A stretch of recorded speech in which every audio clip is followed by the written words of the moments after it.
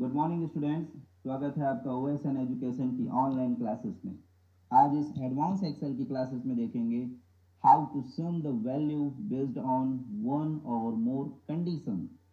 इसमें आपके सामने कुछ इस तरह का डेटा टेबल दिया गया है जिसमें डे, आइटम एंड अमाउंट के कॉलम बने हुए हैं, जिसमें कुछ डेटा आपको दिखाई दे रहे हैं। अब आपके सामने टास्क है कि डे कॉलम से मंडे वाले सभी अमाउंट्स को ऐड करना है, और उसी तरह अगर आपको कहा जाए कि आइटम कॉलम से जितने भी टी शर्ट वाले डेटा है उनको ऐड करना है, तो इस टास्क को पूरा करने के लिए सबसे पहले हम समझते हैं इसमें यूज होने वाले फॉर्मूला के बारे में। सम if formula, this formula is used to based on condition और criteria to find data sum और टोटल। अर्थात इस फॉर्मूला का यूज किसी कंडीशन या क्राइटेरिया के आधार पर किसी डेटा का सम या टोटल निकालने के लिए किया जाता है। इसे यूज करने के लिए हमें लिखना होता है इक्वल टू का साइन, फिर सम इफ फॉर्मूला, फिर ब्रैकेट ओपन करते हैं और वहां दिया जाता है रेंज, कॉमा करके क्राइटेरिया, फिर कॉमा करके रेंज दिया जाता है। यहाँ रेंज इंडिकेट करता है वह रेंज जिसमें क्राइटेरिया लगाना है। क्राइटेरिया इंडिकेट करता है वह क्राइटेरिया या कंडीशन जिसके आधार पर सम निकालना है।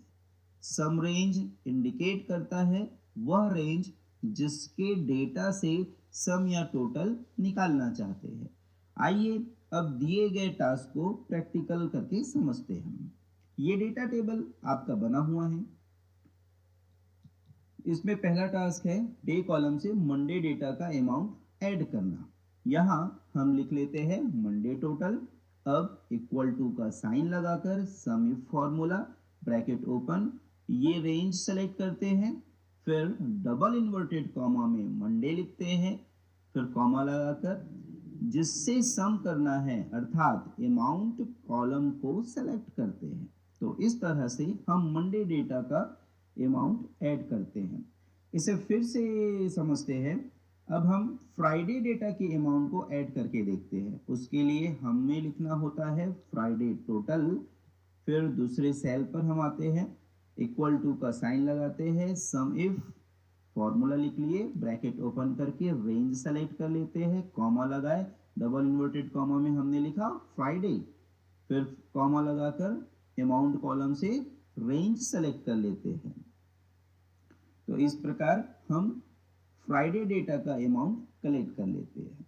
इसी प्रकार हमारा दूसरा टास्क था आइटम कॉलम से टी शर्ट डेटा का अमाउंट ऐड करना। जैसे कि आप इस टेबल पर देख रहे हैं, टी शर्ट डिफरेंट टाइप्स के सेल पर लिखे हुए हैं और अलग अलग उनके साथ वर्ड भी लगे हुए हैं। अब इसे कैसे फाइंड करते हैं? इसके लिए हम इस सेल पर लिखते हैं टी शर्ट टोटल, दूसरे सेल पर इक्वल टू का sign, sum if, bracket open होता है, रेंज सेलेक्ट कर लेते हैं, कॉमा लगाकर डबल इन्वर्टेड कॉमा के अंदर हम एस्ट्रिक का साइन लगाते हैं और वहां पर लिखते हैं टी शर्ट, फिर कॉमा लगाकर अमाउंट कॉलम से रेंज सेलेक्ट करते हैं। तो इस तरह से यह टास्क कंप्लीट किया जाता है। आइए अब यहाँ एक और एग्जांपल देखते हैं। इस डेटा टेबल से पिन कोड कॉलम से 491001 डेटा की टोटल क्वांटिटी निकालनी है। उसके लिए इस सेल पे हम लिख लेते हैं 491001 टोटल क्वांटिटी, देन दूसरे सेल पर इक्वल टू का साइन लगाते हैं, सम इफ, फिर रेंज सेलेक्ट करते हैं, कॉमा विदाउट इन्वर्टेड कॉमा में हम यहाँ पर लिखते हैं 491001, फिर कॉमा करके फिर से अगेन रेंज सेलेक्ट कर लेते हैं। उसी प्रकार यहाँ पर ये जो डेट कॉलम है, अगर हम उससे बात करें, इस डेट कॉलम से अगर आपको कहा जाए कि 1 जनवरी 2023 से पहले सभी डेट की क्वांटिटी कैलकुलेट करनी है। उसके लिए इस सेल पर हम लिखते हैं बिफोर 08/01/2023 टोटल क्वांटिटी। उसके बाद दूसरे सेल पर जाते हैं, इक्वल टू का sign, sum if formula, bracket open करते हैं, रेंज सेलेक्ट करते हैं, कॉमा करके डबल इन्वर्टेड कॉमा में लेस देन का साइन, फिर वह डेट लिखते हैं जिससे पहले के डेट हमें कैलकुलेट करने हैं, फिर कॉमा और अगेन रेंज सेलेक्ट करते हैं।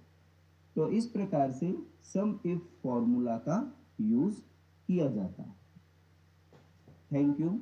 आज इस टॉपिक को यहाँ पर एंड किया जाता है और अब बारी है आपके डाउट सेशन क्लास का, जिसे आप कमेंट के माध्यम से सारे डाउट्स क्लियर कर सकते हैं।